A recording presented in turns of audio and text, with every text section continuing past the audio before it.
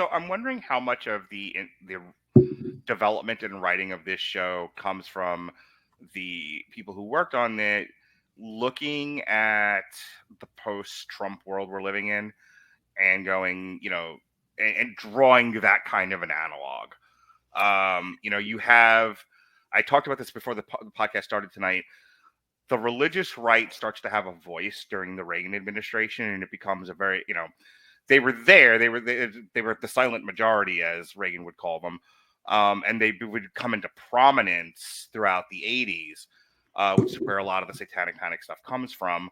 And you just hear zillions of stories from all across America, from New York to LA to to flyover country, about those in power with alleged or actual religious convictions targeting people who didn't fit into a very strict box of what Americans should act and be like. And now fast forward to post 2016, and you have a lot of disenfranchised, disillusioned, angry people banding together, creating mobs and finding targets, much as that group did in the 80s.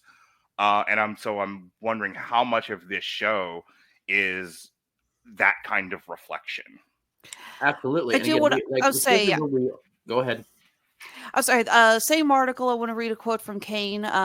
Everyone has their own version of the truth, and I was very uncomfortable with how that was changing. I wanted to tell a story that was in that kind of ballpark. I'd been researching the Satanic Panic for a long time, and it felt like these things are a very natural way to talk about each other.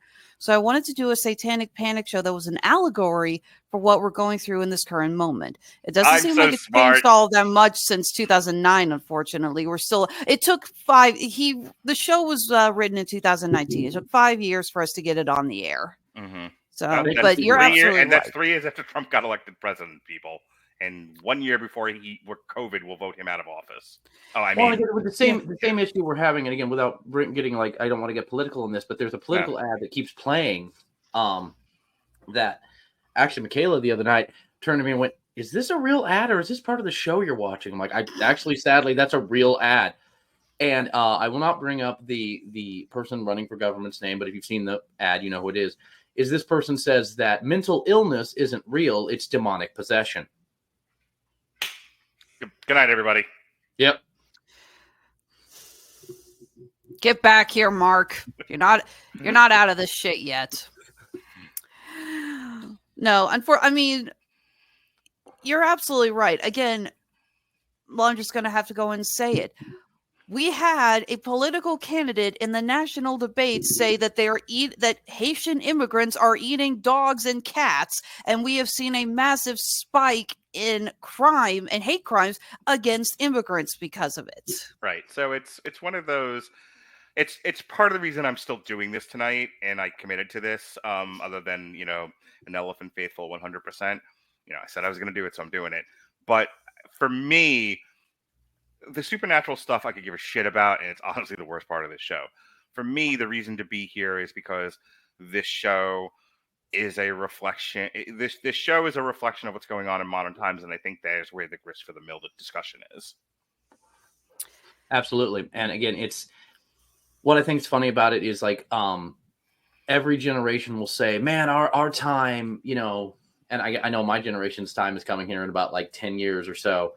When it's our time was the best time for rock. But if you jump back, they will say the same thing. And strangely, it's the same thing with the Satanic Panic. And very quickly bouncing off what you said, Mark, about Reagan brings the Christian voice into politics. Oh, bullshit. You guys have been in it since day one. No one was disagreeing with you. And Reagan finally gave you a megaphone you could scream through.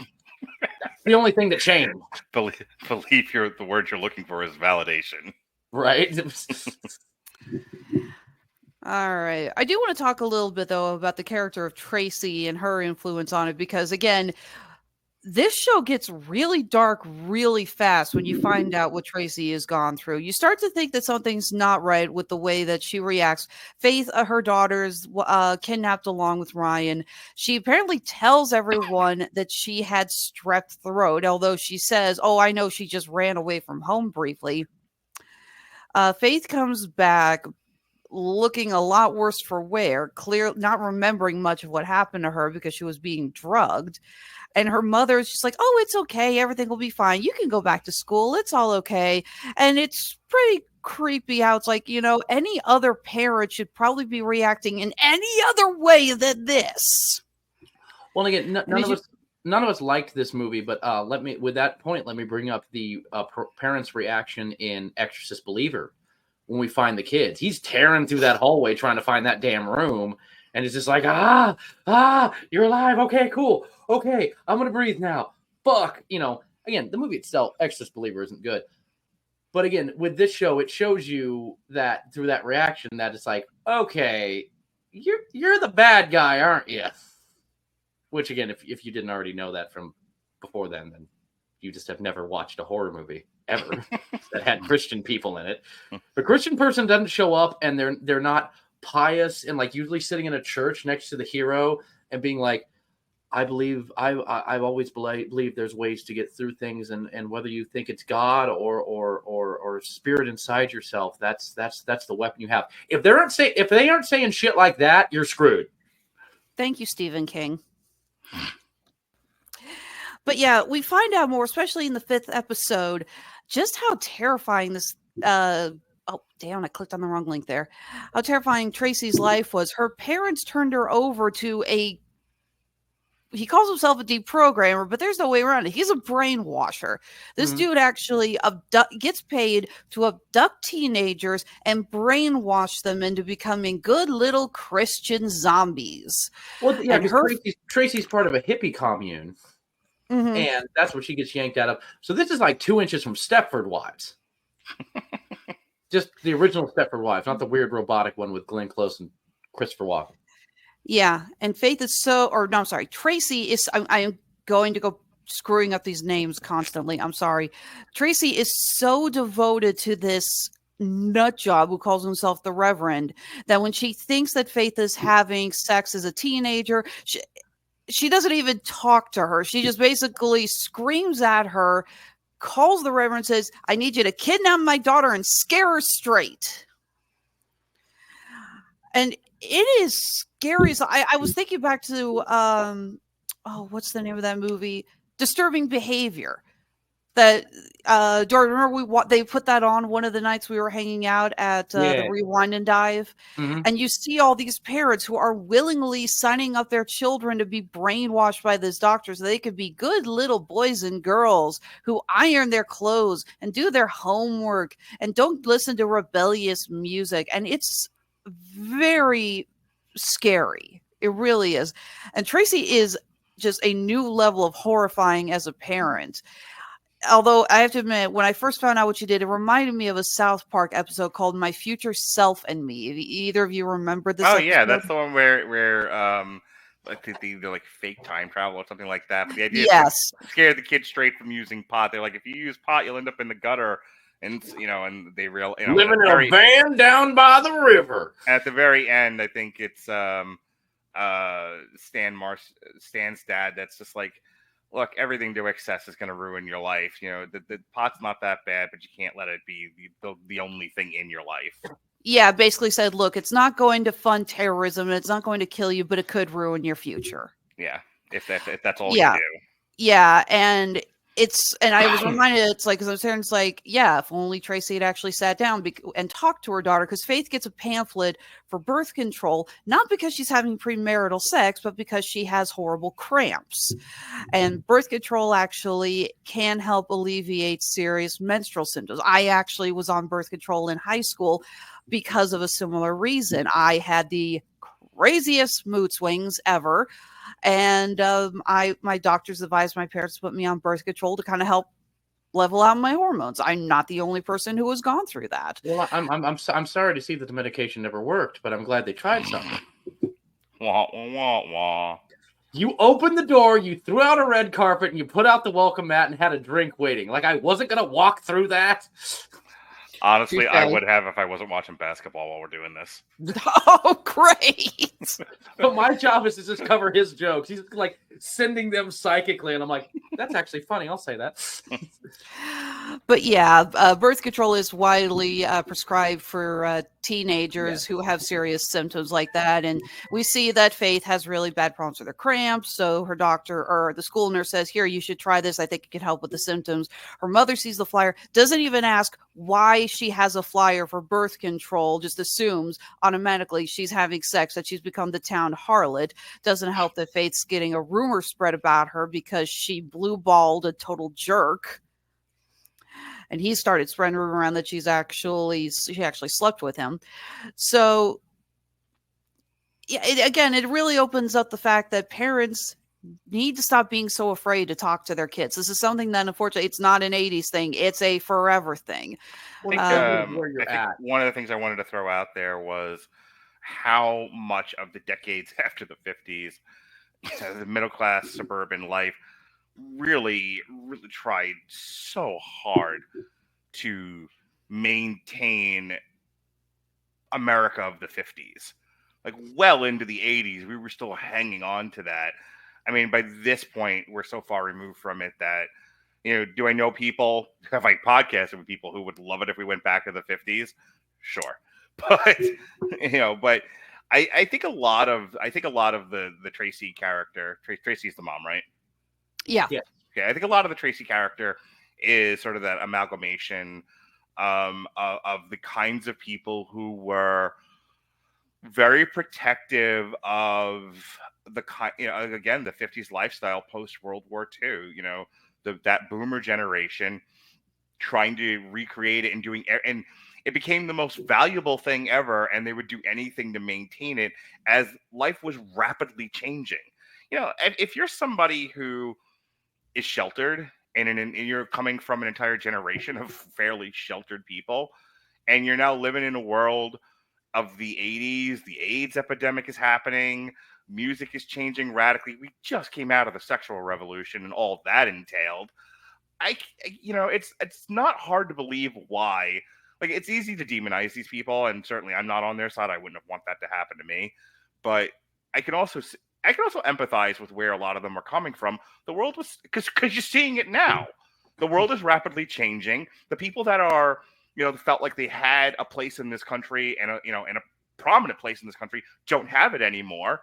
And they, with a loss of control and a loss of ability to maintain the status quo, they went to the easiest thing they could control, and that was their kids. Absolutely. And I think one of the things that makes Tracy, at least, the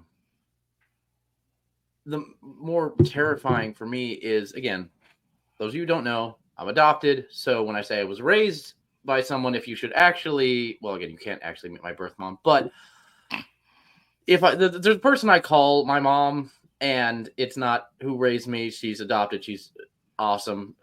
Those of us who have hung out with me know Angel. Hi, Mom. Anyways. Hi, Angel. We love you. Having been raised by someone who was very much like Tracy, who, with her conversion therapy and brainwashing, from being this, fun hippie, to being her own mother, turning her into, again, the Star Wars line, now you've become the very thing you swore to destroy. And that's what makes, in my opinion, it's one of the best parts of the show is Tracy's characterization is you can blame her because she's making the same decisions that hurt her, but you get so deep down into that pit after, your own mother's done it to you, that it's like, I kind of felt bad for her because I'm like, she doesn't know a world where this isn't reality anymore. She doesn't have that spark of that fight that was the hippie, fire within her. She's been completely broken by this monster that is the Reverend, who, again, I'm sorry, if you call yourself something that I could put on a page next to things like the Riddler and the Joker, you've done fucked up. Yeah, this guy was the Reverend is going to go down, I think, as one of the more scary, I should say, TV villains we've had in a while. This guy, so the reason that Ryan, the quarterback, ends up dead is not because he was killed in a satanic ritual. The poor dude had asthma. They ended up kidnapping him along with Faith because he just wrong place and wrong time, and he suffers an asthma attack because they don't have his inhaler. Or what are those pens that you give people with? Is it an EpiPen? Okay. I did. So he dies. I don't feel bad for him. He knew how crazy religious the mom was, and actually pointed the right way because her picture's on that side of the screen. Dude, have you not seen Brian De Palma's Carrie? Do not hook up for any reason with the crazy Christian girl. Shit always goes wrong. Ask the motherfucker who looked like Peter Frampton in the original Carrie. I mean, for the 20 minutes, it's that you're with the girl, though, it's going to be really fun. Might even be worth it. To die will be a great adventure. Valhalla.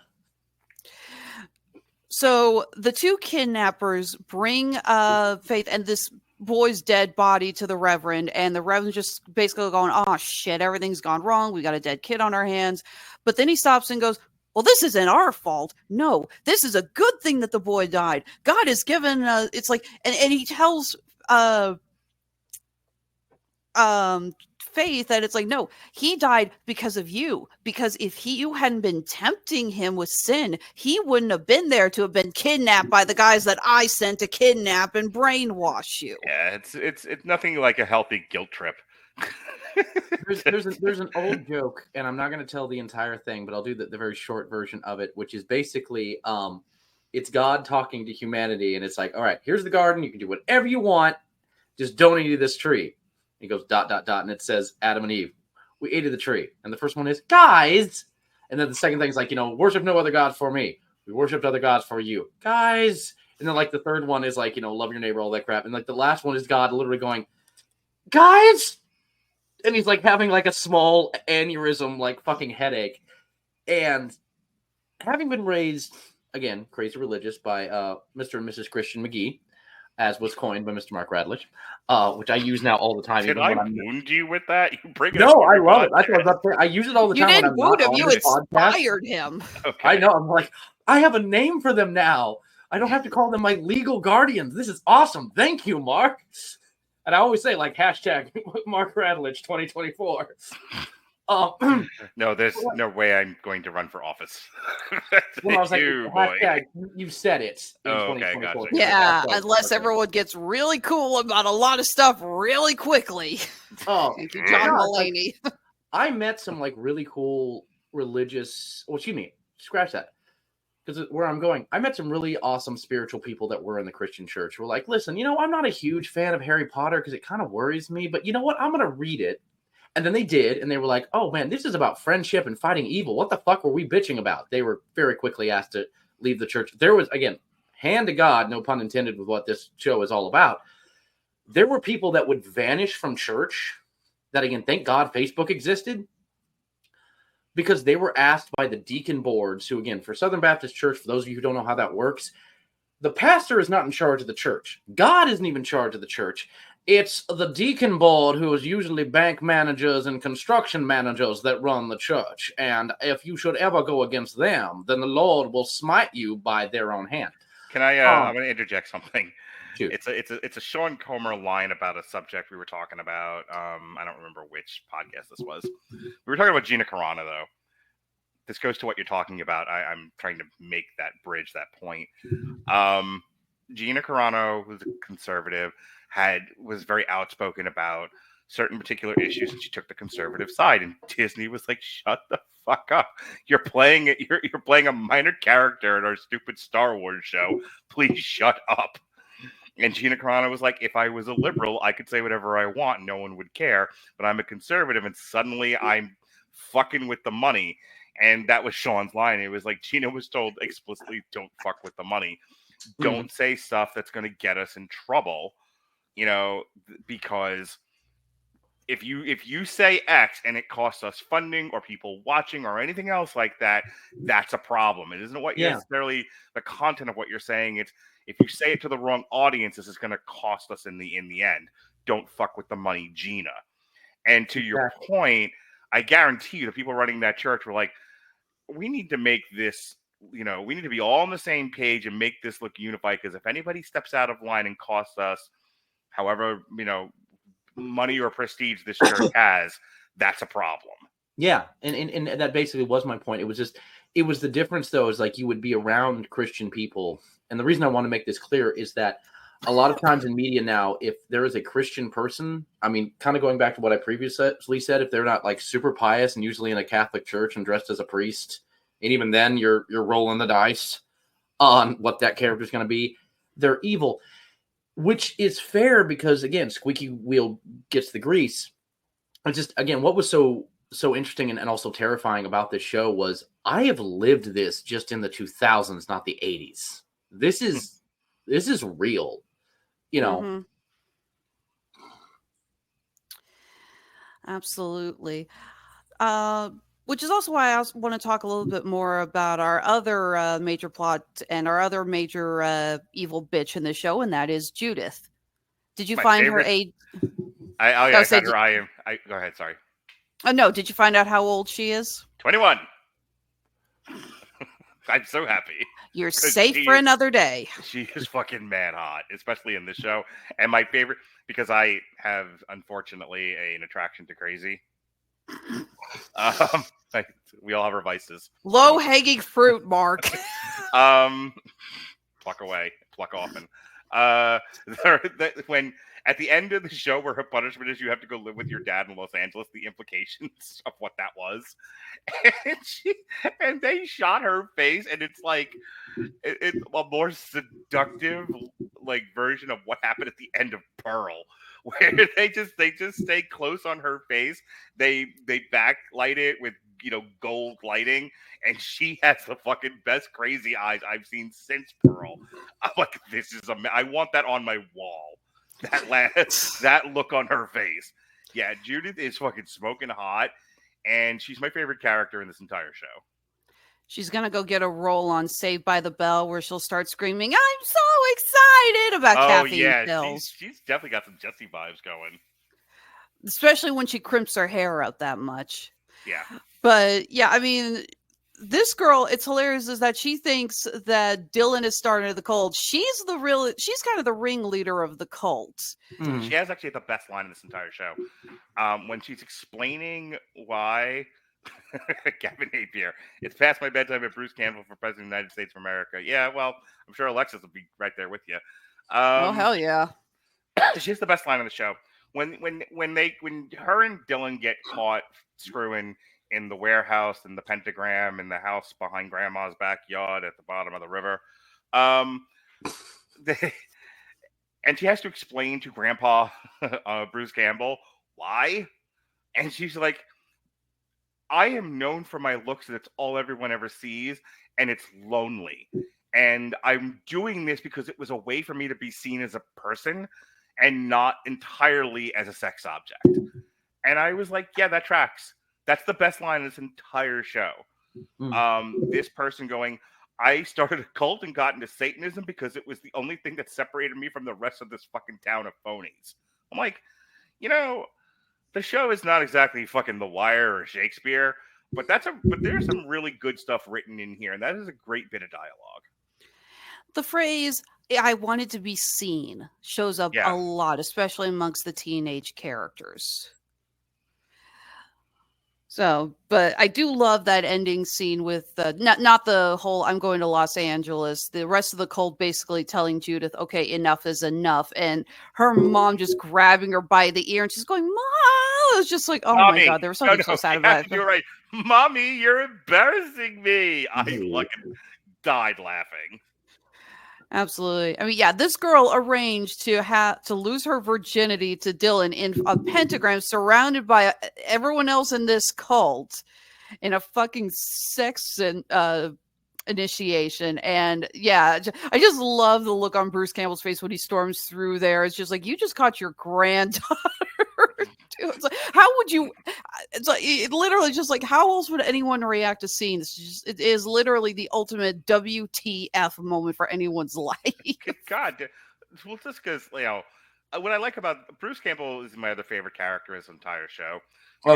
Because I mean, he says how weird is it to see him playing it straight? Oh, it was great. They needed him. They needed his gravitas, believe it or not. I know, like, what he's known for is throwing himself hither and yon around the set and having guts thrown all over him. And you can't do that on television style. So it was nice to actually have him be like the voice of reason in the show and say things like, this town is ready to lynch you. I am trying to protect you, and all you've done is fight me. You know, you have done everything wrong to make this as hard on me as possible, and I don't know what to do here. Then later on in the show, where they're talking about, you know, is there a demonic possession going on? And, you know, and he kind of does the Spock thing of, we've eliminated every other explanation for this, so you must accept, you know, and I'm going to paraphrase, you must accept the supernatural. He's like, I'm not going to ignore things that are right in front of me. Like, When he you never... Go ahead, sorry. No, you go ahead. When you've eliminated the impossible, whatever remains, however improbable, must be the truth. Right, and he more or less says that in the police station. Yeah. And I, you know, the best part about this show, other than, you know, some of the political, religious stuff, is everybody here acts like a human being. At no point in this show was I starting to think to myself, no, even as a drama, you know, or a horror show or whatever, no one truly acts that way. No, he's doing exactly what somebody in that role would do. You can have some minor quibbles because it's a fiction, but I think it gets close enough to real human behavior that it didn't piss me off, and I'm real sensitive to that sort of thing. Dylan saying, I think we should fake a cult because otherwise no one will listen to our music, completely tracked with me. Oh, and by the way, the allusions in this show to mayhem are fucking hilarious. If you guys don't know like the history of mayhem and black metal, there's a lot of that going on in this show, and it was great. Speaking of which, of Why Am I Here, reviewed, you know, the TV movie about mayhem. Been doing a metal podcast for a zillion years now, so like I recognize a lot of that stuff. I was gonna say, don't you still have the T-shirt that's stained from your Gwar concert?